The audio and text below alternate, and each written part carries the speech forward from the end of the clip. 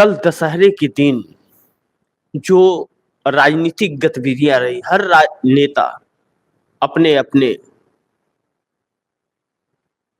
ताकत दिखाने के लिए कहीं कोई रावण को मार रहा था, कहीं कोई समारोह कर रहा था, कहीं कोई कुछ कर रहा था। हर कोई कुछ न कुछ कर रहा था। इस देश के लोग हर कोई कुछ न कुछ कर रहे थे। लेकिन इसी दशहरे के बीच जो राजनीति चल रही थी देश के अंदर, और वह राजनीति मुख्य केंद्र बिंदु जो है वह नरेंद्र मोदी जी ही हैं, और जब तक वह कुर्सी पर रहेंगे वही रहेंगे भी, क्योंकि प्रधानमंत्री को लेकर के ही जब देश में सभी तरह के असमंजस बने हों तो सवाल भी उनसे ही पूछे जाएंगे, जवाब भी उनसे ही मांगे जाएंगे, और चर्चा भी उनके ही बीच होगी। चाहे किसी के बीच चर्चा हो, उन्हीं का नाम आएगा। जैसे घर के अंदर कोई बात हो तो गार्जियन से ही पूछा जाएगा, लेकिन गार्जियन ही जब झूठा हो तो सवाल तो पूरे परिवार पे आएंगे कि सब वही है। और जिसके जैसी साथ होता है, संगत जिसको कहते हैं, उसका प्रभाव जरूर पड़ता है। लेकिन दुर्भाग्यपूर्ण कि जो ट्रेन के हादसे लगातार हो रहे हैं और उसके बाद अगर कोई कैबिनेट मंत्री उसको लेकर के बेतुका बातें करे, अपनी जिम्मेदारियों से भगे, सरकार की जिम्मेदारियों से, तो सवाल खड़े हो जाते हैं। लल्लन सिंह नीतीश कुमार के बहुत अच्छे दोस्तों में एक दोस्त माने जाते थे। जब वह विपक्ष में थे तो इंडिया गठबंधन के साथ, तो उस वक्त बहुत कुछ ताने मारते थे मोदी सरकार पर, बहुत आंकड़े बताते थे और बहुत सारी बातें भी करते थे। लेकिन लल्लन सिंह राष्ट्रीय अध्यक्ष भी रहे जेडीयू के, और लल्लन सिंह की दोस्ती की एक मिसाल दी जाती है नीतीश कुमार के साथ।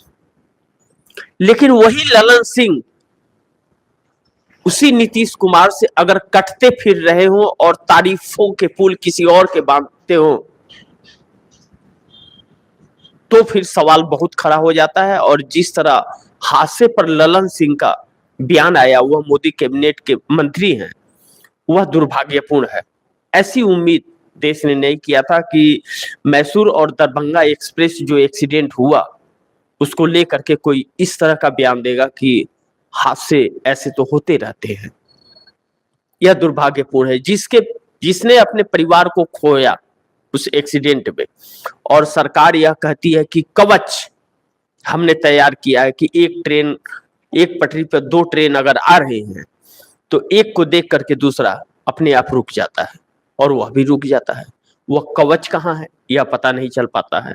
और जब मंत्री यह कहते हैं कि ऐसे छोटे छोटे हादसे तो होते रहते हैं, तो उन परिवार से कोई पूछे जो अपनों को उस हादसे में खो बैठते हैं। लेकिन इसी बीच हमारे देश के chief justice of India D.Y.. Chandrachud ने वह अहम फाइलें अपने टेबल पर मंगा ली जो रिटायरमेंट के पहले जिसे वह फाइनल करना चाहते हैं, जिस पर जजमेंट अपना देना चाहते हैं।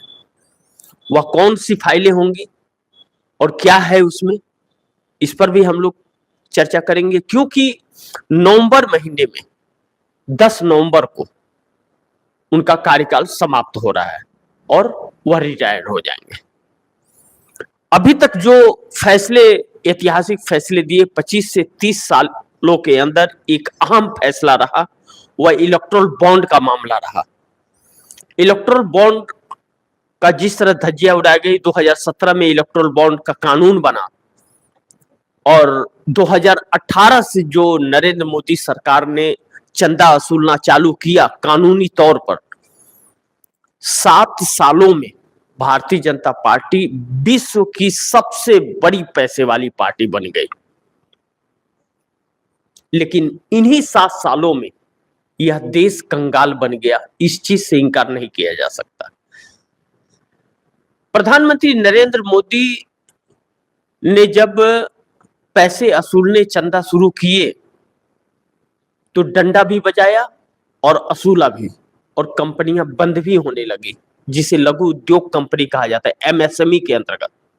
एमएसएमई को ही लघु उद्योग कंपनी कही जाती है, जो मध्यम वर्ग और छोटे लोगों के रोजगार को समाप्त कर दिया। 1,80,000 लघु उद्योग कंपनियां बंद हुई।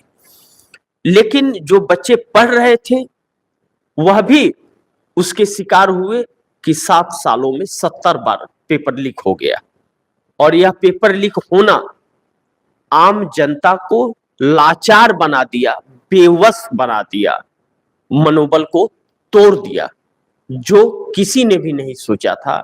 जो 2 करोड़ लोगों को रोजगार देने की बात कह रहा था, वह लोगों को बेरोजगार बना दिया, और 5 किलो फ्री अनाज पर इस देश को लाचार कर दिया, और ग्लोबल इंडेक्स के अंदर 127 देशों के अंदर वह 105 नंबर पर ला करके खड़ा कर दिया। जबकि मनमोहन सिंह सरकार ने 2014 में जब सत्ता सौंपी थी, उस वक्त 127 देशों में 55 नंबर पर था, और प्रधानमंत्री ने शतक से पार कर दिया। लेकिन इसी बीच महाराष्ट्र में जो दशहरा के मौके पर जो बहुत एक इवेंट सा होता है, या दशहरा बहुत मनाया जाता है, शिवसेना उद्धव ठाकरे ने अपनी ताकत दिखाई, और एक तरफ एकनाथ शिंदे शिवसेना ने अपनी ताकत दिखाई। लेकिन एकनाथ शिंदे सीएम रहते हुए भी, जिनके पास सारे तंत्र हैं और वह पैसे की ताकत भी है, वह फीका नजर आए उद्धव ठाकरे के भीड़ के अनुसार। उद्धव ठाकरे की सभा में जो भीड़ आई थी, उद्धव ठाकरे के बातों पर या उद्धव ठाकरे शिवसेना के लोगों के भाषणों पर रिस्पॉन्स देती हुई जनता नजर आई, और वही एकनाथ शिंदे की सभा में रिस्पॉन्स नहीं था, वह बुलाए और बैठाए गए लोग और पैसों पर आए हुए लोग थे। एक तरफ पैसे पे आए हुए लोग और दूसरी तरफ रिस्पॉन्स दे रहे लोग।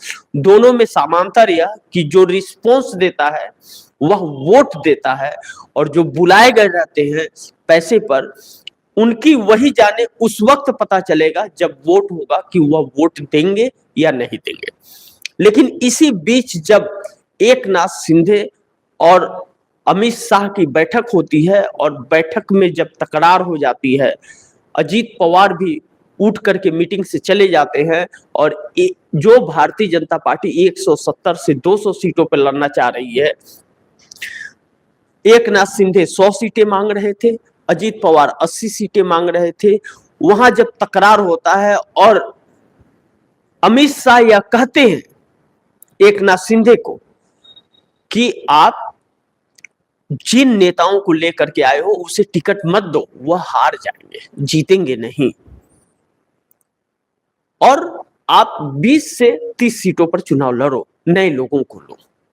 और जब वहीं एकनाथ शिंदे यह कहते हैं कि हमें 120 दो, आपके खिलाफ एंटी इंकम्बेंसी है, नरेंद्र मोदी के खिलाफ एंटी इंकम्बेंसी है, करारी हार होगी, 120 हमें दोगे तो हम आपके साथ पहाड़ के जैसे खड़े रहेंगे।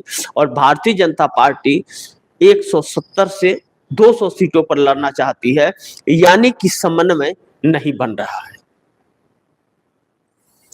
जब इस तरह की तकरार एनडीए गठबंधन में चल रही है, उसी बीच नीतीश और नायडू का संपर्क हो रहा है, और नायडू रेवंत रेड्डी से संपर्क साधते हैं, तो इस बीच क्या खिचड़ी पक रही है, इन तथ्यों पर भी चर्चा करना और बात करना बहुत अनिवार्य हो जाता है कि आखिर कुछ तो कारण है।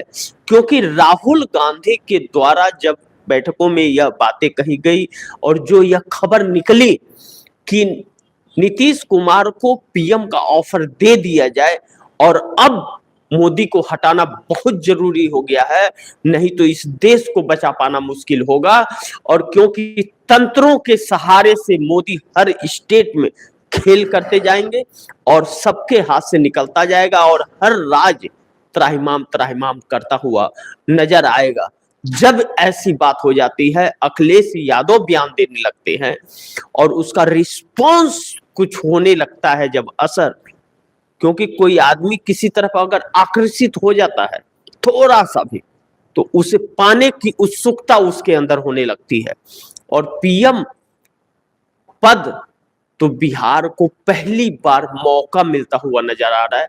इस मौके को नीतीश कुमार कैसे गवा देंगे?